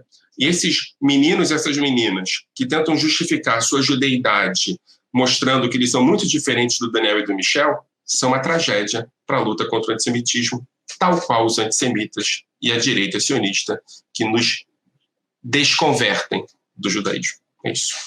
Fala, Dani, para a gente poder concluir. Em um minuto, eu acho que é importante a gente nunca perder de vista que o antissemitismo precisa de elementos para se legitimar em cada época em que ele aparece. E os elementos que hoje contribuem para a naturalização do antissemitismo, eles passam pela luta contra a opressão. Em especial nos setores progressistas, o antissemitismo se transveste de luta a favor dos palestinos, de luta a favor dos povos dominados, de luta contra o capitalismo, expresso inclusive na figura de banqueiros ou de habitantes de Genópolis. Então, para todos os companheiros do campo progressista que querem somar essas pessoas maravilhosas que eu adorei ouvir hoje, um prazer de verdade, Beni, Gui, Michel e Lia, o que eu acho que a gente poderia dizer é: prestem atenção nesse elemento que a gente toma por dado, toma por natural, porque é legítimo hoje, porque é aí que pode estar o antissemitismo. O antissemitismo, ele precisa ser problematizado tal qual qualquer outra luta.